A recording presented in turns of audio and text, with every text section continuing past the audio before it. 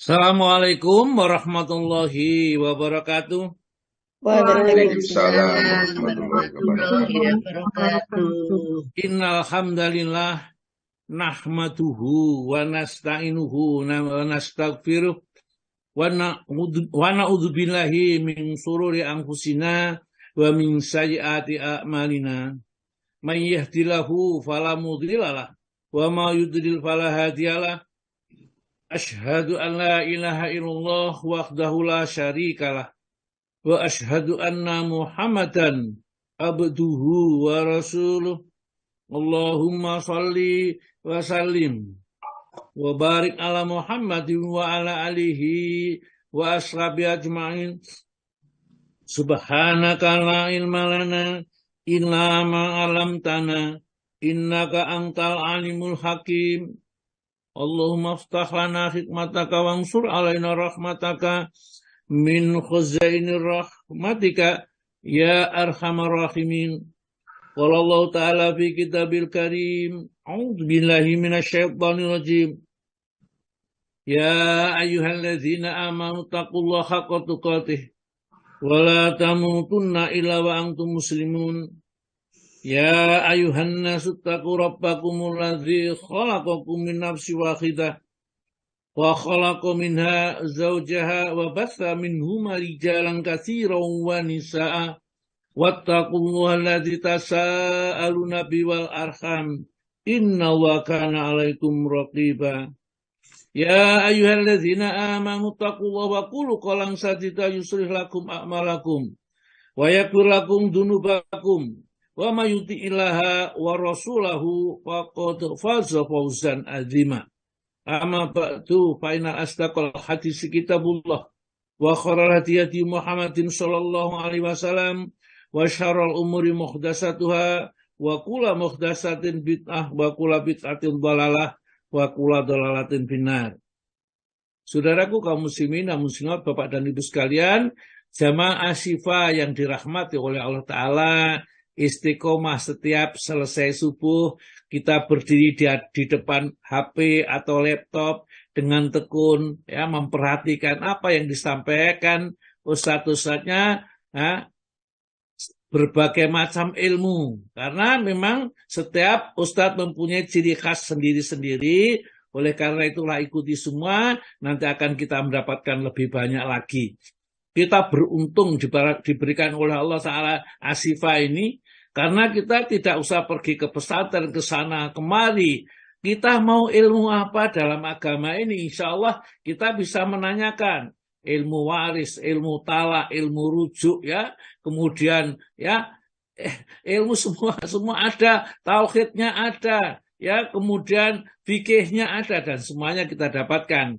Dan sebenarnya inilah sebagai landasan kita hidup untuk mengabdi kepada Allah ini, ya, bagaimana cara menyembah kepada Allah yang benar, bagaimana bertauhid yang benar, maka diterangkan di dalam ilmu tauhid. Bagaimana tata cara ibadah yang benar diterangkan di dalam ilmu fikih, ya. Kemudian bagaimana landasan hadis-hadisnya diterangkan di dalam ilmu hadis yang sudah dijelaskan, ada sendiri Ustaz menjelaskan. Nah, ya, alhamdulillah, dan saya ingatkan kembali pada teman-teman yang besok tanggal 14 itu akan mengadakan halal bil halal. Halal bihalal apa halal bil halal itu menurut bahasa Arab yang benar itu, ya. Yang jelas itu tidak pernah terjadi di zaman Nabi. Halal bil halal itu tidak pernah, ya. Hanya saja tidak bertentangan, ya, dengan apa yang diajarkan, dan itu bukan ta'abudi yang sudah diatur khusus oleh agama. Oleh karena itulah tidak ada masalah kita mengadakan momen, ya, tertentu yang kita akan saling ketemu, ya, karena dosa kepada Allah, insya Allah Ramadan sudah selesai. Nah, karena seperti bayi yang baru dilahirkan sudah tidak ada masalah. Nah, tinggal dosa kepada sesama itu yang membebani nanti, ya. Sampai kemarin dikatakan oleh Pak Zainal itu, ya, nanti pada saat sebelum masuk surga itu ada orang yang mendolimi ini, pahalanya diberikan ini, kemudian orang yang tidak mempunyai kebaikan, akhirnya dosanya itu dibalikkan kepada orang yang pernah mendolimi dan seterusnya, itu apa? Itu bukan transfer pahala, ya, pemindahan ini bukan, itu bukan yang dimaksud transfer. Itu kita menyampaikan pahala itu kepada orang ini. Kita baca Al-Fatihah, kita baca surat Yasin, kita baca zikir-zikir. Kemudian, ya Allah, pahalanya itu sampaikan kepada ini yang tidak kita temukan. Kalau itu yang berbuat Allah Ta'ala, yang mengurangi pahala juga Allah Ta'ala, yang memberikan pahala ya Allah Ta'ala terhadap orang-orang yang mendolimi ini. Ya. Jadi kita juga tidak berbuat apa-apa. Jadi bukan kitalah yang menyampaikan, tapi Allah Subhanahu Wa Ta'ala. Jadi kembali tetap aja di dalam agama kita ini, masing-masing manusia nanti akan memetik amal yang kita kerjakan tatkala di dunia, bukan amalnya orang lain. Kalau amal orang lain itu bisa sampai kok mendapatkan, itu berarti Allah Ta'ala yang memberikan, bukan kita. Oleh karena itu kalau bersedekah orang tuanya misalnya, ya Allah, sertakan dalam saya bersedekah itu pahala untuk kedua orang tua saya. Mohon kepada Allah. Bukan, ya Allah, ini semen 5 sak untuk masjid itu, untuk ibu saya misalnya, bukan begitu. Ya. Tapi ya Allah, sertakan pahala. Ya, saya menyumbang 5 sak untuk masjid ini kedua orang tua saya yang sudah meninggal dunia. Tidak masalah. Itu doa kepada Allah. Dan Allah bisa juga memberikan. Ya. Dan itu hanya bisa terjadi kalau orang tuanya dulu berusaha. Tatkala hidup apa? Beriman. Ya. Kalau nggak beriman, nggak ada sudah. Ya. Nggak ada sama sekali. Jadi Al-Quran tidak dusta.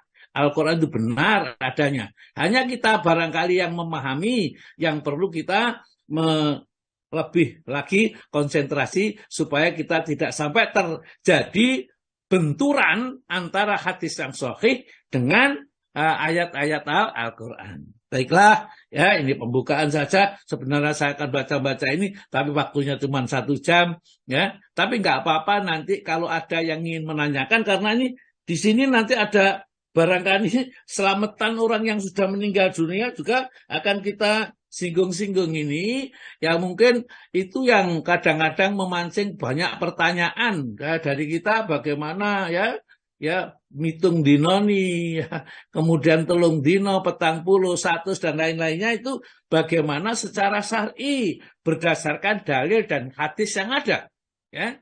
Jadi oleh karena itu kita memakai kitab saja. Jadi kalau kita memakai kitab ini yang sahih kita pakai, ya, kitab-kitab ini, karena saya tentunya tidak boleh hanya membaca satu buku, banyak buku yang saya baca, sehingga mana yang paling sesuai dengan satu, tidak berbenturan Al-Quran, hadis-hadis yang sahih yang lain, bahwa amalan-amalan itu bisa dikerjakan, ya. Karena memang kalau sudah masalah fikih itu akan terjadi banyak perbedaan, ya, antara satu ahli fikih satu dengan ahli fikih yang lain. Tapi perbedaan itu bukan berarti menjadi yang satu menghalalkan, satu mengharamkan, tidak, ya. Mungkin satu utama, satu kurang utama, dan seterusnya itu, ya. Karena yang dihalalkan di dalam Al-Quran sudah jelas, Nabi juga sudah menjelaskan, tidak bisa ditambah dan tidak bisa dikurangi. Baik, sekarang kita akan melanjutkan nanti, yaitu berkabung bagi wanita yang kematian suaminya, ya, kematian keluarganya bagaimana, kalau kematian suaminya bagaimana. Namun sebelum itu seperti biasanya kita senantiasa membaca Al-Quran supaya kita, ciri khas kita itu memang cinta Al-Quran. Baca Al-Quran, kemudian direnungkan. Barangkali keterangan yang saya berikan ini masih kurang sempurna, nanti baca di tafsirnya. Kalau ada sesuatu yang ada ganjil gitu, dikasih stabilo gitu. Tanyakan pada saat kajian pagi hari ini, kemudian minta penjelasan yang jelas. Kalau belum jelas, bel aja, langsung ditelepon saya. Ya, kalau itu kaitannya dengan materi saya atau ingin bertanya dengan saya, ditelepon saja. Kemudian kalau itu berasal dari membaca satu buku, ini saya baca dari buku ini, judulnya ini, halaman sekian, kok bunyinya seperti ini, hadisnya. Nah, nanti insya Allah saya terbuka sekali. Kalau saya salah, saya akui kesalahan saya, atau saya khilaf menerangkan, juga saya saya akui. Nah, baiklah, monggo sekarang Ibu Nur Nur Ilmiah. Ilmiah, ya, Bu Nur Ilmiah yang biasanya baca Al-Quran, sudah baca taksin itu, ya, ini didengarkan orang se-Indonesia, monggo Bu, monggo Nggih, silakan. siap Ustaz. Nggih. Bismillah. Assalamualaikum warahmatullahi wabarakatuh. Waalaikumsalam warahmatullahi wabarakatuh. Surat Al-Baqarah ayat 42 sampai dengan 46. A'udzu billahi minasy syaithanir rajim. Bismillahirrahmanirrahim. Wala talbisul haqqa bil batili wa taktumul haqqa wa antum ta'lamun. Wa aqimus salata wa atuz zakata warka'u ma'ar raki'in. Atamuruna an-nasa bil birri wa tansawna anfusakum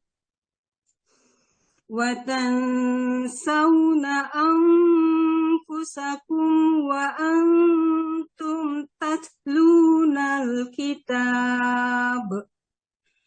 Afala ta'qilun. Wasta'inu bis sabri was salah wa innaha lakabiratun illa 'alal khashi'in alladzina yadunnuna annahum mulaqu rabbihim wa antum annahum mulaqu rabbihim wa antum ilaihi raji'un. Tadi jam 6 ya? Monggo. Terjemahan surat Al-Baqarah ayat 42 sampai dengan 46. Aku berlindung kepada Allah dari setan yang terkutuk. Dengan nama Allah yang Maha Pengasih lagi Penyayang. Dan janganlah kamu campur adukan kebenaran dan kebatilan. Dan janganlah kamu sembunyikan kebenaran sedangkan kamu mengetahuinya. Dan laksanakanlah sholat, tunaikanlah zakat, dan rukuklah berserta orang yang rukuk. Mengapa kamu menyuruh orang lain mengerjakan kebajikan, sedangkan kamu melupakan dirimu sendiri? Padahal kamu membaca kitab Taurat, tidakkah kamu mengerti? Dan mohonlah pertolongan kepada Allah dengan sabar dan sholat.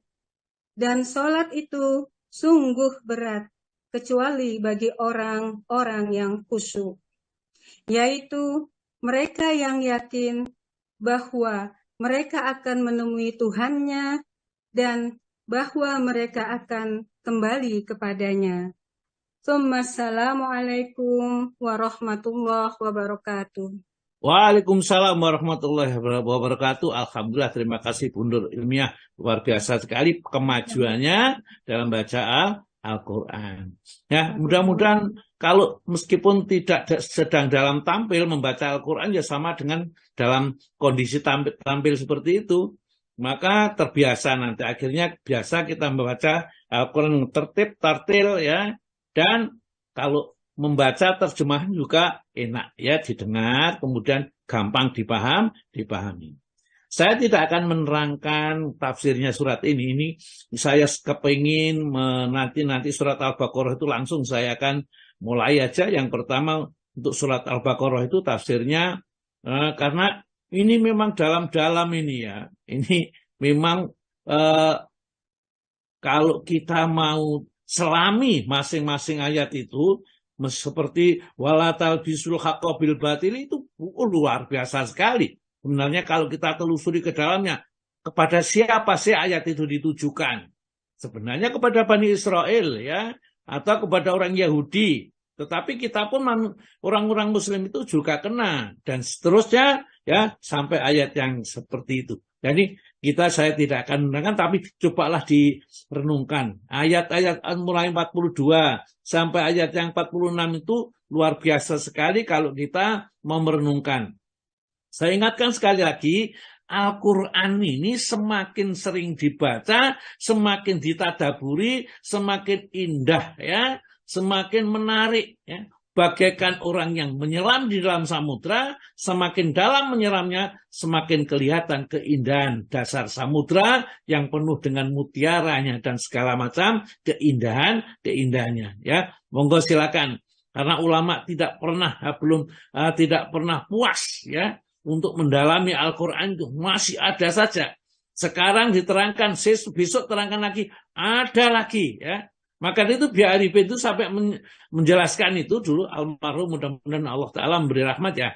Ustadz Biar Arifin itu sampai menulis buku namanya Samudra Al-Fatihah ya. Jadi Al-Fatihah yang cuma 7 ayat itu ditulis dalam satu buku itu tidak habis ya. Masih terus ya, pendalamannya masih namanya Samudra Al-Fatihah ya. Baiklah, kita langsung masuk materi fikihnya aja dulu ya, nanti kapan-kapan saya akan bicarakan khusus ya tafsirnya surat Al-Baqarah mulai ayat 1 pertama sampai ayat 286 ya. Jadi mudah-mudahan Allah Ta'ala memberi kesempatan. Saya sakjane sebetulnya itu saya itu ojo matek dhisik apa saya kalau sebelum saya bisa mengurai Al-Quran gitu loh, rasanya gitu. Tapi saya rasakan ke umurnya tinggal sedikit saja ini ya, sedikit. Jadi nutut atau enggak nutut yang penting saya jalani saja ya. Saya tambah setiap hari membaca dan menghafalkan. Sudah lupa ya enggak apa-apa, hafalkan lagi, lupa hafalkan lagi, sudah ya. Begitu Pak, mudah-mudahan nanti ya ada generasi ini yang masih muda mau sungguh-sungguh ini dengan Al-Quran ini. Karena Al-Quran itu menjadi temanmu nanti ya. Kalau kamu sungguh-sungguh, dia akan setia menemani kita. Tapi kalau dia itu dianaktirikan, maka dia akan segera pergi. Ya, hafalan itu segera hilang kalau kita tidak sungguh-sungguh. Baiklah ya. Sekarang Bu Wati yang akan membacakan, karena Pak Thomas sedang izin ya. Izin, lampunya rumah mati Ustaz. Tadi Japri sayang. Iya, lampunya ini yang sorot, kalau sudah lampu mati sudah nggak bisa apa-apa. Baiklah, ya monggo Bu Wati punya bukunya semuanya kok, punya buku semuanya.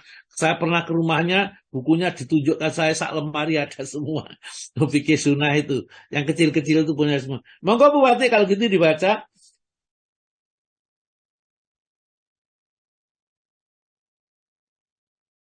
Yo. Ini berarti sinyalnya yang terlempar ini sudah terlempar keluar itu Bu Wati. Iya, berarti sinyalnya katanya Bu Wati kan di tempatnya Bu Wati sinyalnya kan nggak stabil gitu ya. Baik, saya baca juara sendiri atau mungkin ada yang lain membantu. Nah, baik, saya baca sendiri.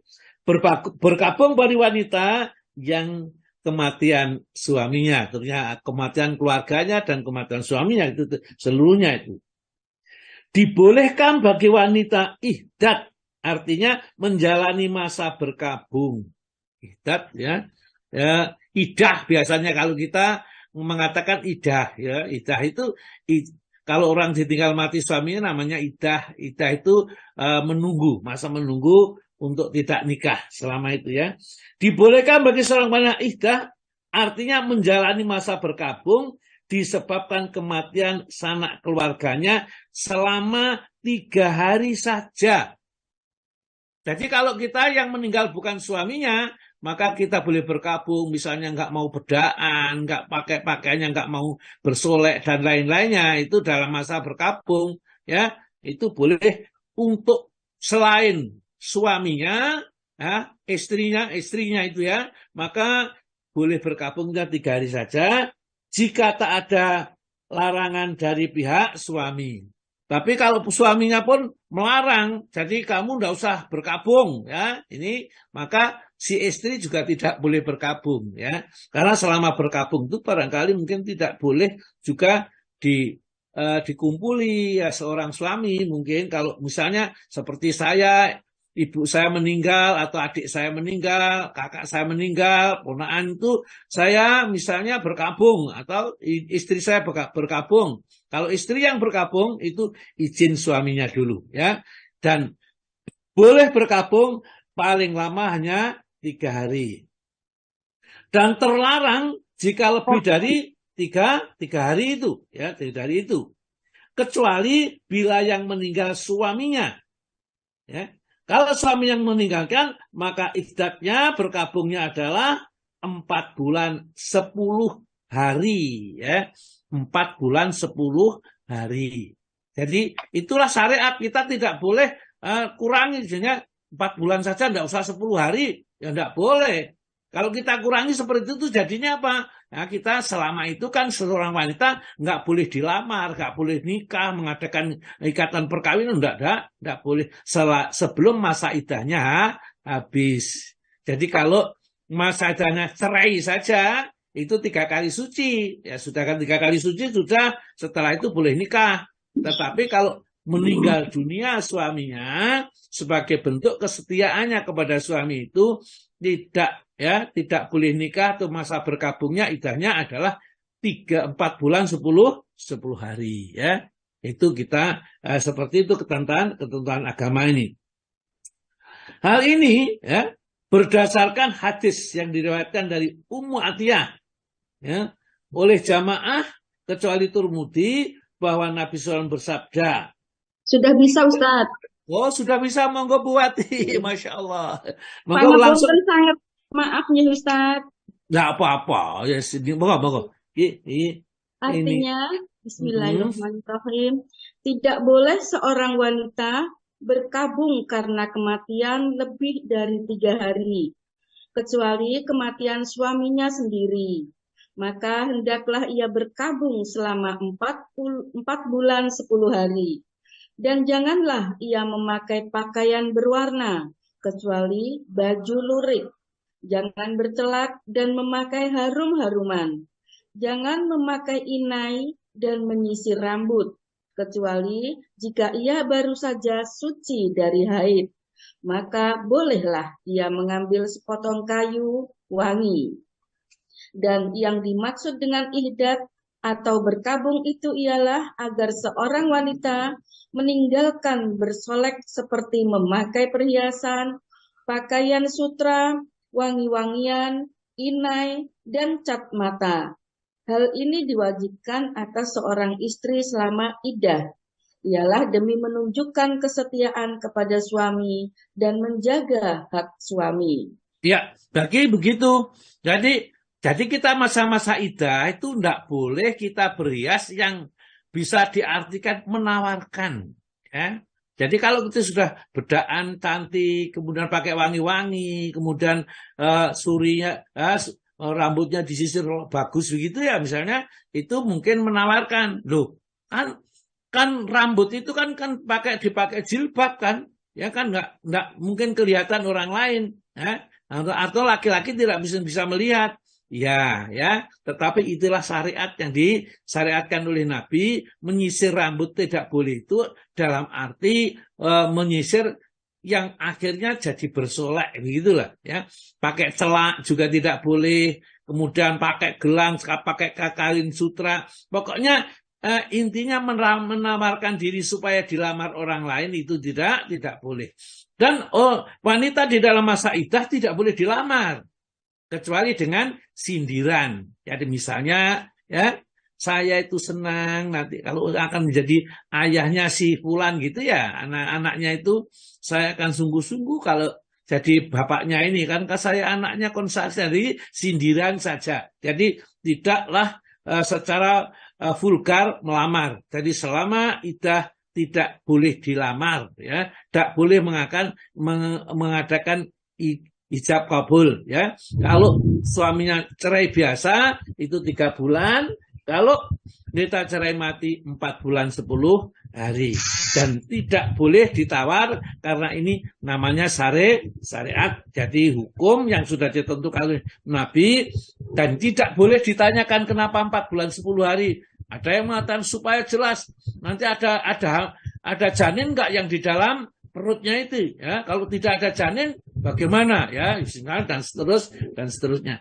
Jadi yang jelas, karena Nabi tidak menjelaskan ada janin atau tidak, maka kita pun tidak juga beralasan itu ya. Jadi sudah saya periksakan dokter, ini tidak ada benih janin dari suami yang dulu, maka dibolehkan kalau gitu 2 bulan saja, tidak apa-apa, tidak boleh. Jadi syariat itulah yang diajarkan oleh Nabi, dan kita suruh menjalankan sesuai dengan ajaran yang diajarkan Nabi kepada kita. Maka dilanjutkan, sunat menyediakan makanan bagi keluarga yang meninggal. Maka Bu? Iya. Sunat menyediakan makanan bagi keluarga yang meninggal. Diterima dari Abdullah bin Ja'far bahwa Rasulullah Shallallahu Alaihi Wasallam bersabda, yang artinya, buatkanlah makanan buat keluarga Ja'far, karena mereka sedang ditimpa musibah yang merepotkan mereka. Riwayat ini begini Bu. Nah, ya sudah ya. Jadi Ja'far itu meninggal dunia tatkala perang Mu'tah ya. Karena Mu'tah ya, perang Mu'tah itu antara pasukan Romawi melawan orang-orang Muslim ya, 10.000 melawan 200.000 tentara Romawi ya. Jadi yang jadi panglima itu adalah Ja'far, kemudian Zaid, kemudian Rawahah ya. Ketika 3 pasukan itu meninggal dunia, padahal Rasulullah tidak mengikuti perang, tapi Rasulullah tahu dari Madinah ya. Tentunya ya kalau sekarang barangkali seperti dilihatkan dari dalam TV itu ya. Tapi dilihatnya betul-betul Rasulullah melihat, sehingga pasukan yang dari dan Mu'tah tersebut belum datang, Rasulullah sudah bisa menceritakan 4 orang yang meninggal ini. Nah, pada saat meninggalkan Ja'far ini ya, Rasulullah ternyata bersabda ya, karena biasanya jahiliyah itu orang-orang buat makanan, ini ada orang mati ya, ini mengumpulkan makanan, buat makanan untuk si orang yang takziah itu.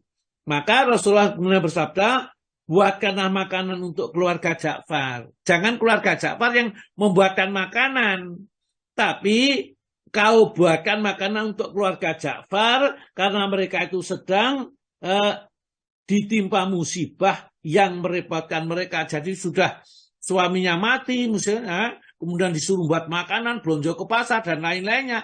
Apalagi orang-orang Jawa itu, ini selamatannya orang mati gak oleh ngenyang. Ya, berapapun harus dibeli katanya begitu, karena selamatannya orang mati. Dia mengarang-arang sendiri aturan-aturan yang tidak ada di dalam agama ini. Ya, oleh karena itulah harus kita kembalikan kepada ajaran agama kita. Jangan kita ikut gugon Tuhan seperti itu.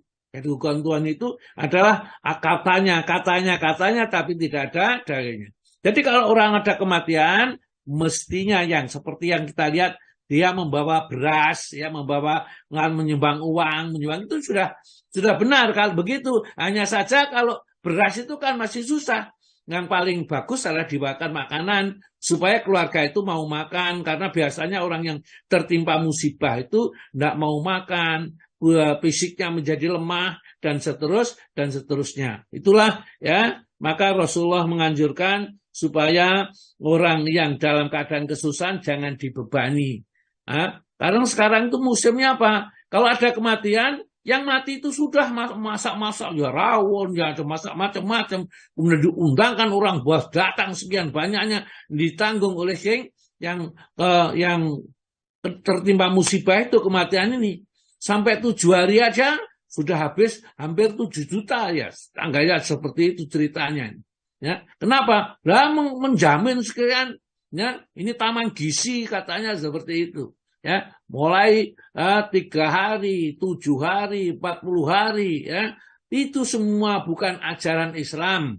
Karena bukan ajaran Islam, tidak usah dilestarikan. Maka kembalilah kepada ajaran yang diajarkan oleh Rasulullah. Kalau udah ada orang meninggal dunia itu, buatkan makanan mereka. sumbang, misal kita punya uang ya dikasihkan supaya mereka itu belanja untuk kebutuhan sehari-hari, mungkin tidak ada kesulitan. Itulah yang sunnah yang diajarkan oleh Nabi. Monggo Bu, perbuatan ini, monggo Bu. Perbuatan ini disunatkan oleh Allah karena ia merupakan kewajiban dan pendekatan diri kepada keluarga mayat dan tetangga. Berkata Syafi'i, sebaiknya dibuatkan makanan buat keluarga mayat itu, cukup untuk mengenyangkan mereka selama 1 hari dan 1 malam. Karena itu adalah sunat dan merupakan perbuatan orang-orang berbudi. Ya, itulah ya. Jadi menurut Imam Syafi'i, itu juga tidak disuruh kita 3 hari, 7 hari, tidak perlu disuruh. Yang disuruh adalah kasih makan. Paling tidak dia tidak dalam kesulitan 1 hari 1 malam. Ya, sudah ada yang dimakan. Kemudian persediaannya ada. Inilah sunnah agama kita ini. Tetapi kenapa jadi muncul seperti itu? Ya? Itu dari mana asalnya kita juga tidak tahu ya. Karena apa? Biasanya orang Jawa itu ya inilah pesen mbahmu, pesen mbahnya ya, pesen siapa itu katanya ini, tidak pernah mengkaji ajaran yang sesungguhnya. Maka di sini kita kaji ajaran ini. Saya tidaklah mencela orang. Kalau mau seperti itu ya nanti ada. Kalau memang harus ya menyediakan makanan karena ada tetangga atau ada kerabat yang dari luar kota yang datang di sini tentu butuh makan, maka boleh membuat makanan untuk orang yang dari luar kota ini. Karena mereka kan untuk datang di tempat kita, tidak tahu caranya berbelanja, ini dan seterusnya, boleh dibuatkan makanan. Ya, tentunya yang tidak memberatkan keluarga orang yang meninggal dunia ini. Jadi perbuatan seperti ini disunahkan oleh Allah. Terus para ulama, monggo Bu. Para ulama memandang utama mendesak mereka makan agar mereka tidak jadi lemah. Karena meninggalkannya disebabkan malu atau amat berduka cita. Kata mereka pula, tidak dibolehkan wanita-wanita mengambil makanan itu jika mereka meraung-raung meratapi mayat. Karena hal itu berarti menolong mereka melakukan kemaksiatan. Iya, jadi kalau yang kematian itu brok-brok gitu ya, bahasa kita kan meraung-raung itu kan brok-brok itu. Kok kebangetan Pak, sama niku cek anaknya cek loro cek cilik-cilik kok dhisik mati dhisik terus aku melok sapa yang beri makan saya siapa? Kalimat-kalimat itu haram ya, dilarang di dalam agama ini ya. Kalau mereka tidak tibat sebelum mati kemarin itu akan diberikan pakaian yang mudah terbakar dan pakaian dari duri ya, dari paku itu katanya kemarin itu. Ya sudah dibacakan hadisnya. Hati-hati, jangan boleh menangis ya. Menangis tidak apa-apa karena menangis menetesnya air mata itu adalah wujud kasih sayang Allah yang ditanamkan ke dalam hati seorang hamba. Nah, jadi kalau ditinggal mati wajar. Nah, kalau nangis, tapi kalau meraung-raung nah, itu dilarang oleh Nabi. Terus para imam memandang makruh hukumnya jika keluarga mayat menyediakan makanan buat orang-orang yang datang berkumpul. Karena hal itu akan menambah kemalangan mereka, serta meniru perbuatan orang-orang jahiliyah. Hal itu berdasarkan hadis Jarir katanya, berkumpul pada keluarga mayat dan menyediakan makanan setelah pemakannya, kami anggap sebagai meratapinya. Ya, itu loh, ya. Jadi seperti itu, meratap itu niyahah itu artinya haram, ya. Kuna kami para sahabat itu na'udul ijtima'ya, ya. Nah, kami menganggap orang-orang berkumpul ila ahlal mayyit kepada keluarga mayyit, ya. Wasona'ata dan membuat atau aman makanan-makanan ba'da dafnihi setelah dimakamkan minal niyahah termasuk niyahah, yaitu termasuk meratap. Jadi sama dengan meraung-raung hukumnya haram. Di atas tadi para ulama menghukumi makruh ya, tapi di sini nanti bahkan sebagian ulama juga menghukumi haram. Karena apa? Niyahah itu hukumnya haram. Ya meskipun hadis itu bukan datang dari Nabi, tapi dari para sahabat, tapi para sahabat itu ijma atau sepakat. Orang-orang yang berkumpul-kumpul setelah kematian kemudian makan-makan ya, itu adalah dihukumi niyahah, ya. Niyahah itu meratap, dan meratap itu dilarang. Nah, ini kita supaya kita tahu. Maka dibaca terusnya, dan sebagian mengebut. Dan sebagian ulama menganggapnya haram. Berkata Ibnu Qudamah, jika hal itu diperlukan, maka tak ada salahnya. Karena mungkin di antara yang melawat itu terdapat orang-orang dari dusun atau tempat-tempat yang jauh, hingga mereka terpaksa menginap.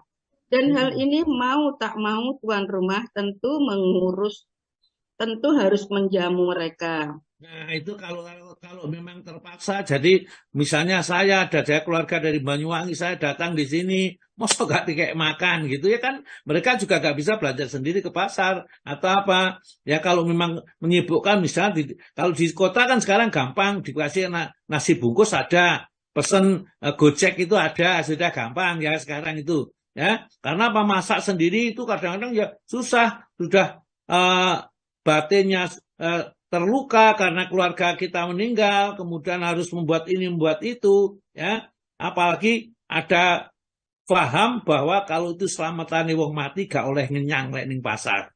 Ya berapa ya harus dibeli, ya. Kalau dinyang nanti tersiksa yang berada di dalam kubur. Ada saja, ya. Padahal gaib tidak ada yang tahu kecuali terjual. Nah, sekarang babnya kita berlanjut dengan boleh menyediakan kain kafan dan makam sebelum meninggal. Jadi ini kalau orang Jawa duduk ngalup ya. Orang Jawa biasanya ngalup. Boleh Pak ternyata. Jadi saya atau mungkin Pak Anies gitu ya misalnya. Atau Pak Agus boleh ya. Ini beli kuburan ya. Bahkan sudah digali boleh. Ya, nanti kalau meninggal saya sewaktu-waktu, wong nantinya pasti meninggal, ini dimakamkan di sini. Itu ternyata diperbolehkan dan ini dilakukan juga oleh beberapa para sahabat. Maka dibaca, Bu. Boleh menyediakan kain kafan dan makam sebelum meninggal, berkata Bukhari. Pasal mengenai orang yang menyediakan kain kafan di masa Nabi Shallallahu Alaihi Wasallam dan tidak dilarang. Lalu diriwayatkannya dari Sahal radhiyallahu anhu bahwa seorang wanita datang kepada Nabi Shallallahu Alaihi Wasallam membawa burdah yang telah dijahit dengan memakai renda di pinggirnya. Tanya Sahal, tahukah tuan-tuan apa itu burdah? Ujar mereka, kain yang lebar. Benar, ujarnya. Katanya kain itu dijahitnya dengan tangannya sendiri dan hendak dipakainya. Tetapi Nabi Shallallahu Alaihi Wasallam mengambil kain itu, rupanya karena memerlukannya. Dipakainya sebagai sarung dan dibawanya keluar kepada kami. Salah seorang laki-laki memuji-muji kain itu, katanya. Berikanlah kepada saya buat pakaian. Alangkah bagusnya, kata orang-orang di sana. Tak baik perbuatanmu itu. Kain ini dipakai dan diperlukan oleh Nabi Shallallahu Alaihi Wasallam, lalu kau minta. Padahal kau tahu bahwa ia tak bisa menolak permintaan orang. Ujar laki-laki itu, demi Allah saya memintanya. Sekali-kali bukanlah untuk dipakai, tetapi saya minta ialah untuk menjadikan kain kafanku. Cerita Sahal selanjutnya. Dan ternyata kain itu memang menjadi kain kafannya. Ya, ini ceritanya begini nih. Jadi ada suatu saat seorang wanita itu membuatkan burdah kepada Rasulullah dan dianyam sendiri, dijahit sendiri, pokoknya direndo-rendo sendiri gitu. Bagus sekali itu dihadiahkan kepada Nabi. Nampaknya Nabi juga senang, ya. Diambillah oleh Nabi burdah itu atau kain panjang itu. Begitu ditempelkan di tubuh Nabi, ada seorang laki-laki, waduh bagusnya ya. Bu, dikasihkan sama saya ya Rasulullah itu bagusnya, itu bagus sekali ya. Begitu dia bilang gitu, pas sahabat yang lain menegurnya, kamu itu keterlaluan ya, nggak pantas kalau kata-katamu itu. Kamu tahu Rasulullah itu kalau diminta nggak pernah dia menolak permintaan itu, pasti diberikan. Nah, padahal Rasulullah pada saat ini membutuhkan burda itu ya, tapi karena orang itu sudah bilang seperti itu, dia mengatakan demi Allah saya tidak butuh burda itu untuk pakaian, tapi untuk kain kafan kalau saya sudah meninggal nanti. Nah, inilah yang menghasilkan hukum fikih bahwa kita boleh menyediakan kain kafan sebelum kita meninggal dunia. Ya, karena sahabat yang bilang seperti itu disaksikan oleh Nabi dan Nabi tidak menyalahkan. Jadi kita boleh di rumah itu misalnya kita di lemari kita siapkan kain kafan. Ya, biasanya orang-orang itu kain umrohnya ya itu disiapkan untuk kain kafan nanti atau kain bekas hajinya ya dulu itu disiapkan, tidak masalah, itu diperbolehkan saja ya karena ada riwayat yang menyerangkan bahwa itu pernah dilakukan oleh sahabat di hadapan Nabi dan Nabi tidak melarangnya. Maka terusan Bu. Berkata Hafidz sebagai komentar atas riwayat di atas. Maksud Bukhari menambah pasal tersebut dengan demikian. Artinya dengan katanya dan tidak dilarang. Ialah untuk mengisyaratkan bahwa larangan terhadap perbuatan sahabat itu ialah karena ia meminta kain burdah. Dan setelah ia menyatakan alasannya, para sahabat itu tidak melarangnya. Maka dari peristiwa ini dapat ditarik kesimpulan bahwa tak ada halangannya menyediakan apa juga yang diperlukan buat jenazah selagi seseorang masih hidup, seperti kain kafan dan lain-lain. Dan menjadi suatu pertanyaan, apakah dalam hal ini termasuk juga penggalian kubur? Jadi gini, nah kalau pakai itu pakai burdah boleh ya, apa nama pakai kain kafan boleh menyediakan. Bagaimana ya? Apa boleh ya kita itu kalau pesen liang lahat ya liang kubur ya, untuk kami keluarga ini liang dibuat sekarang apa boleh atau tidak? Nah, karena tidak ada di sini keterangan ya tidak dijelaskan apakah liang itu boleh atau tidak boleh. Karena kalau itu ibadah itu termasuk ibadah kalau tidak ada perintah nggak boleh. Kalau itu masalah urusan dunia tentang liang lahat itu tidak ada yang dilarang ya kecuali yang memang Rasulullah melarang, semua boleh kecuali yang dilarang. Terus Bu, kemudian kata Hafidz. Kemudian kata Hafidz selanjutnya, berkata Ibnu Batal, riwayat tersebut menjadi bukti bahwa boleh menyiapkan sesuatu sebelum datangnya saat memerlukannya. Katanya pula, segolongan orang-orang saleh ada yang telah menggali kuburan mereka sebelum meninggal. Masya Allah ya, begitu. Jadi orang-orang itu betul-betul kalau masalah akhirat itu ya nomor satu ya. Kita tuh sudah pasti mati. Jadi supaya tidak panjang angan-angan. Oleh karena itulah untuk menghilangkan, memotong panjang angan-angan ini, maka siapkan kain kafan, siapkan di mana kita nanti akan dimakamkan, bahkan lubang-lubangnya itu sudah digali sehingga pada saat ia mati itu ya tinggal saja ya. Orang-orang itu tidak repot ya. Apalagi kalau di kota ini berapa biayanya kalau orang luar kota mati untuk dikubur di kota, di Surabaya atau di Jakarta begitu. Mahal ternyata ya. Jadi boleh menyiapkan sebelumnya. Terus Bu, hanya di belakangnya diberi komentar oleh Zain bin Munir bahwa hal itu tak pernah dilakukan oleh salah seorang pun di antara para sahabat. Ya, jadi sahabat tidak melakukan, tapi para ulama yang soleh ada yang melakukan, ya. Karena apa? Kenapa ulama melakukan? Karena juga tidak dilarang, Nabi tidak pernah melarangnya untuk menyiapkan penggalian kubur. Kalau mengenai kain kafan, tadi sudah ada hadisnya. Kalau penggalian kubur belum ada. Maka dari itu ada ulama, ya sudah, tidak apa-apa. Berarti kita menyiapkan apapun yang bersangkutan tentang persiapan kita meninggal dunia diperbolehkan di dalam agama. Tapi sahabat memang tidak ada yang melakukan seperti itu. Tapi itu bukan berarti dilarang karena tidak ada kalimat yang melarang dari Nabi. Padahal lubang kuburan itu ya termasuk urusan dunia, bukan urusan ukuran agama yang sudah ditentukan, ya. Seperti ini dan seperti itu. Terus Bu? Ulasnya lagi, seandainya hukumnya sunat, tentulah akan banyak di kalangan mereka melakukannya. Berkata Aini, tidak dilakukannya oleh salah seorang sahabat. Tidak menjadi bukti bahwa itu terlarang. Karena apa yang baik menurut pandangan kaum muslimin, tentu juga baik menurut Allah.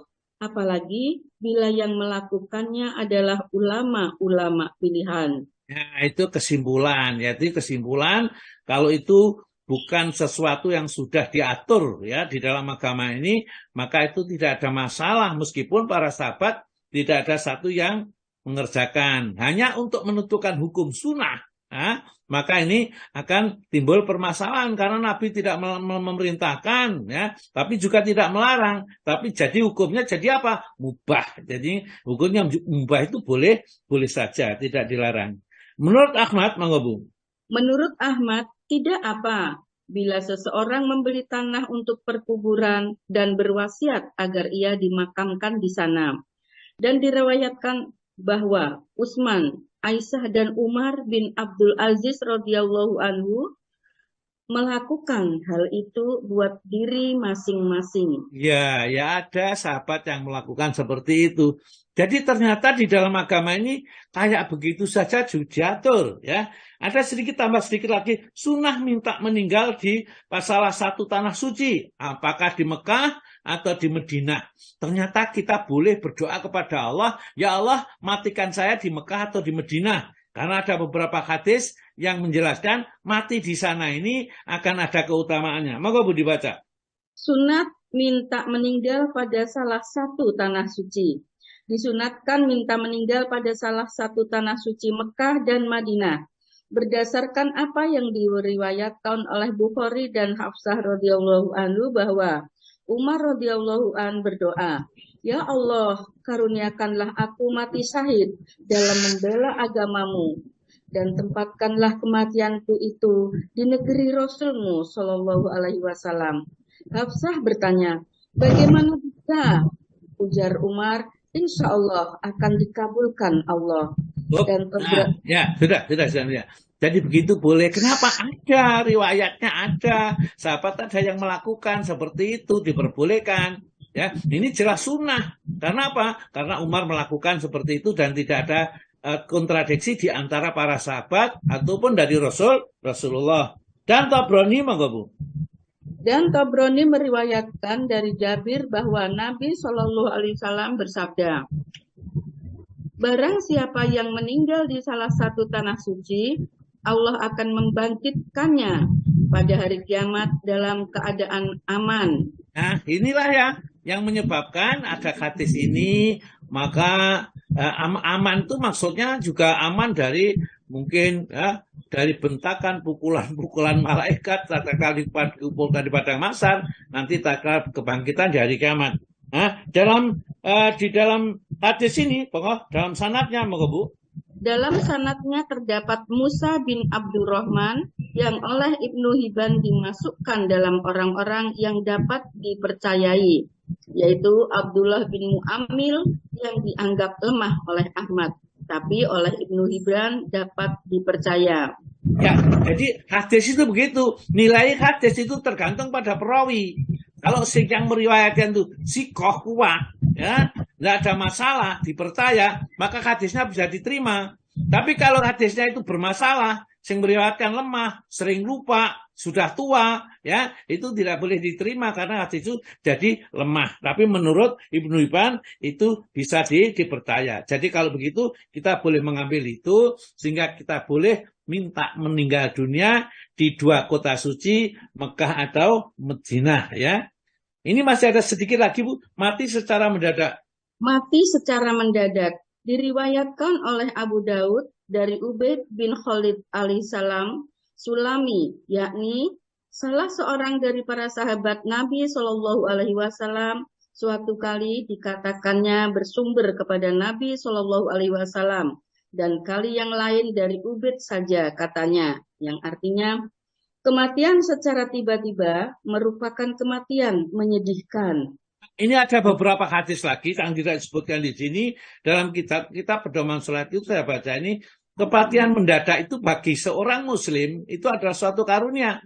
Ya, tapi bagi seorang kafir atau munafik itu sebagai siksaan karena dia tidak sempat bertobat kepada Allah Subhanahu wa taala. Jadi kondisi mati mendadak itu ada yang dianggap baik bagi seorang mukmin yang taat kepada Allah akan dijadikan malapetaka bagi orang-orang yang munafik, orang yang fasik, ya, orang yang kafir karena tidak sempat bertobat kepada Allah. Teruskan Bu, hadis itu. Hadis ini juga diriwayatkan dari Abdullah bin Mas'ud, Anas bin Malik, Abu Hurairah, dan Aisyah. Tetapi semuanya tak ada yang lepas dari sorotan. Dan kata Azdi, hadis ini memang diriwayatkan dari berbagai jalan, tetapi satu pun tak ada yang sah dari Nabi Shallallahu Alaihi Nah, Wasallam. jadi artinya hadis yang menyatakan itu, ya, orang mati mendadak itu adalah yang menyedihkan itu secara umum itu tidak sahih hadisnya, ya, karena tidak sahih berita ini tidak benar, ya. Jadi karena apa? Ada yang mati mendadak itu menjadi kesenangan baginya, keuntungan baginya. Ada yang mati mendadak itu menjadi kesedihan atau kedukaan baginya, yaitu untuk orang-orang kafir. Karena hadis ini yang disebutkan di sini, hadis ini bermasalah. Begitu kalau kita belajar ilmu fikih yang mestinya dasarnya dari ilmu hadis. Dari hadisnya itu kayak apa kedudukannya di dalam agama ini, ya. Baiklah, sudah jam 7:01. Baik, sementara kita cukupkan dulu. Barangkali mungkin nanti ada pertanyaan, kita tutup dulu ya Pak ya. Bagi nanti kalau ada yang mau bertanya boleh ya, bertanya setelah ini ya, terserah ya. Saya di rumah sudah soalnya tidak jadi masalah. Monggo Pak Agus.